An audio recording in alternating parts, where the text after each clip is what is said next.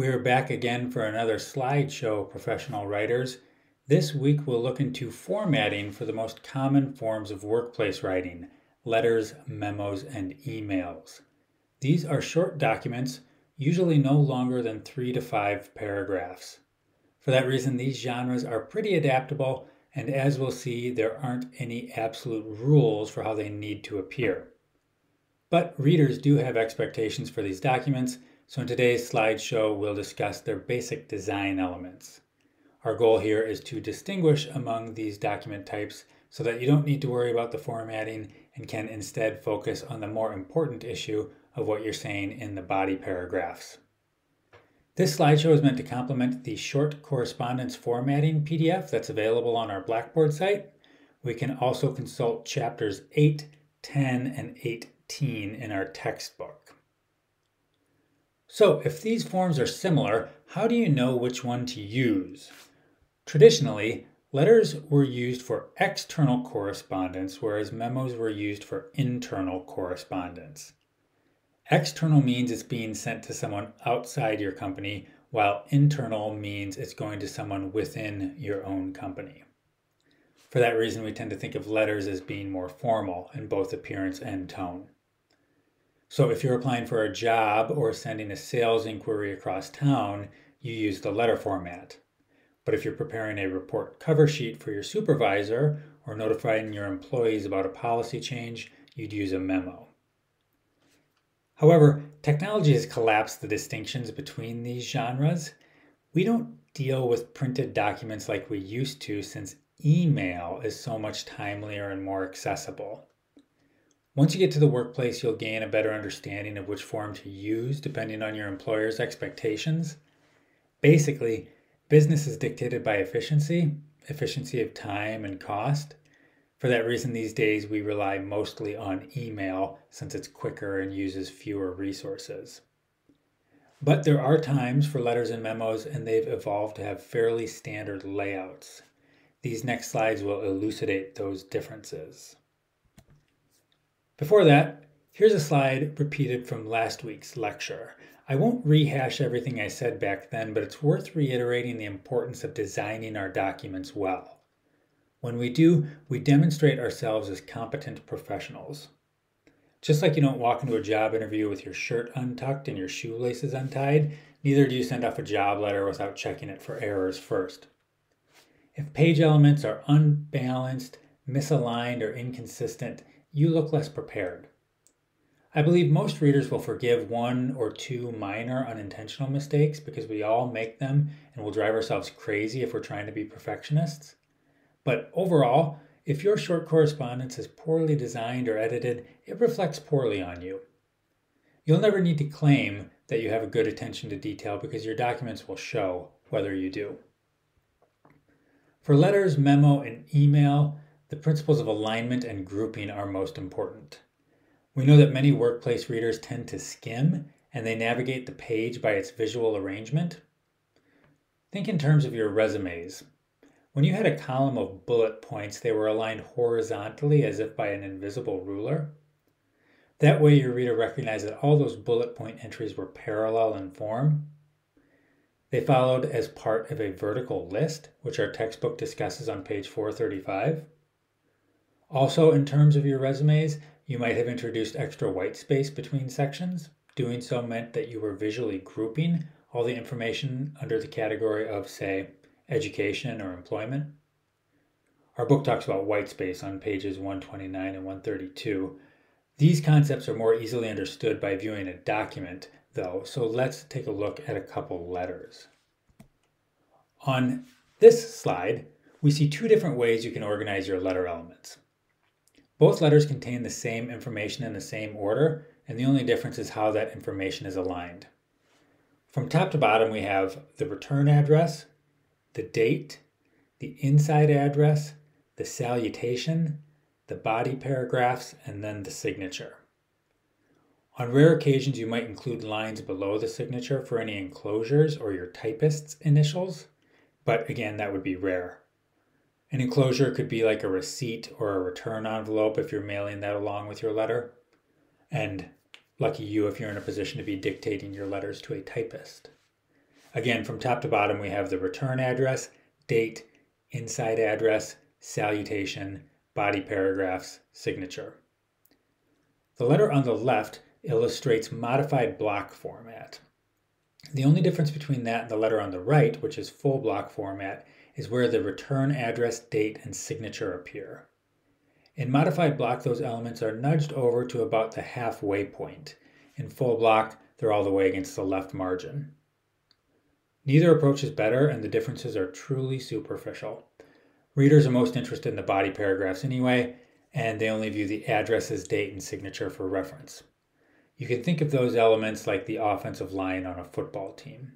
If you notice them at all, they might be doing something wrong. Note that in the modified block format on the left, the return address, date, and signature are still flush left, as illustrated by that dotted orange line. We still want them to be straight, not jaggedly center aligned. I move that text across the page by highlighting it and adjusting the ruler in Microsoft Word. You can also tab them over manually, although that's a little more work and can lead to inconsistencies down the line. My personal preference is for the modified block letter because it balances the left and right sides of the page and shows that you can do some basic organizing of your document. But really, the alignment of certain elements doesn't matter so long as it's not sloppy. In this next document, we see how we might adjust the formatting if we're using letterhead. Letterhead is specific to each company or department, and it might include corporate branding like a logo or a specialized typeface. As an undergraduate student, you aren't expected to create your own letterhead, although you can if you like. Later, once you graduate and begin your career, you might use official letterhead if it's the practice at your workplace. Because I'm a faculty member in the English department at UAF, sometimes I write recommendation letters when students apply for a scholarship or for graduate school. The English department has a Microsoft Word file with our letterhead already formatted onto it, and we have printed paper in the main office. I'll use this letterhead to add a level of authority to my recommendation letters. It says, in a sense, that I'm a professional and not some geek off the street, but I'll only use this letterhead for correspondence that pertains to my work in the English department. As for formatting, the letterhead replaces the need to include a return address.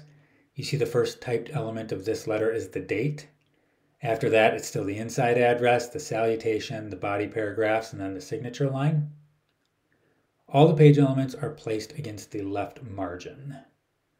A few other things of note. Workplace writing is typically single-spaced with a line break between paragraphs, or a blank line.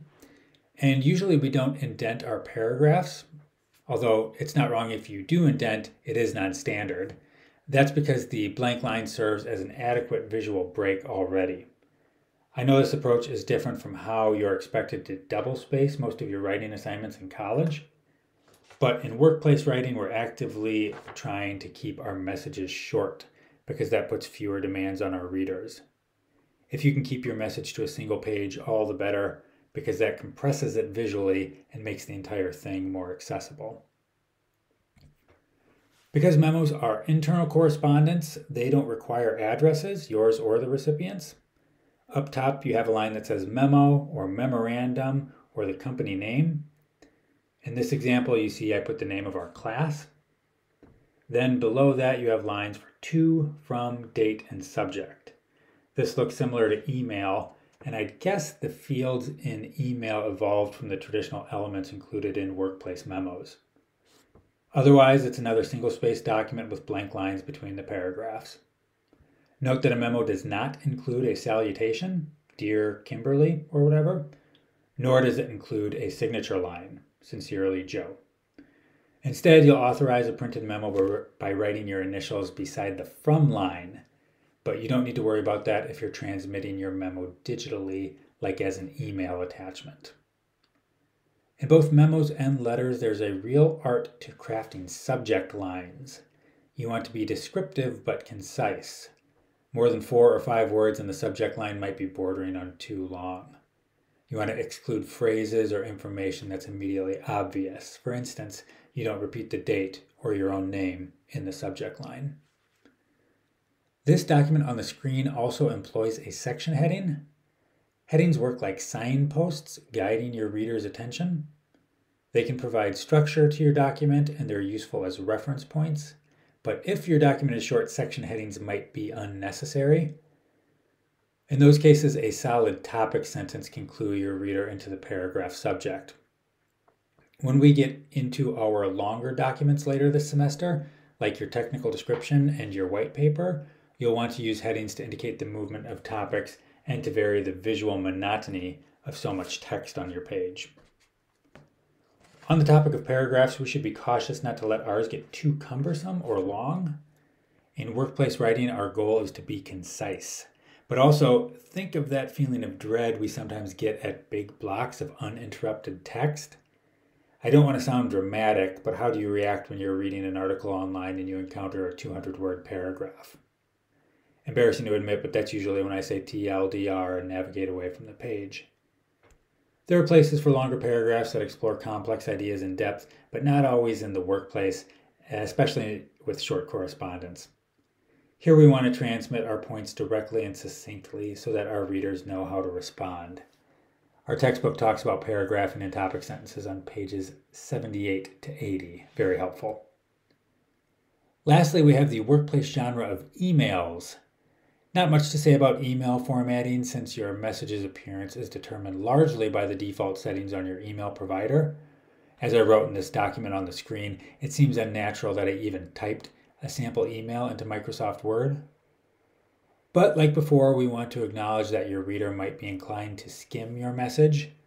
We can emphasize important ideas with bold typeface, numbered or bullet point lists, and by crafting our paragraphs to emphasize topic sentences and requests. As with memos, we want our email subject lines to be specific and succinct. We and our recipients will use those subject lines to file the messages, so they should be descriptive and appropriate to the content. With emails, we can include hyperlinks, which can guide your reader in a task. Say you need a colleague to submit a form, you'll do them a favor if you link to the form in your message, saving them from having to search for it.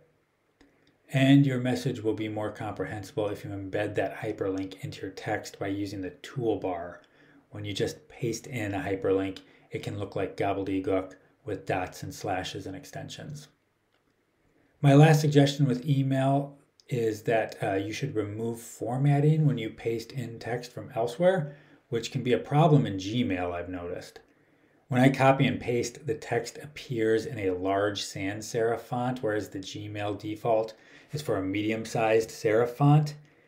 If that sounds confusing, I describe my message as looking like a ransom note with all the different font styles. On my MacBook, I can paste with standard formatting by holding in Shift, Option, Command, V, or I can paste the text, highlight it, then manually remove the formatting in the email toolbar. Either way, it's a minor pain in the butt, but it's a necessary step to make the message appear consistent. And that concludes this slideshow on short forms. Once more, these pages we've been viewing are from the short correspondence formatting handout. These colored boxes address some of the frequently asked questions I've encountered, so I'd encourage you to locate the handout on our Blackboard site and read it in full. In conclusion, document formatting doesn't have rules, but it does have expectations.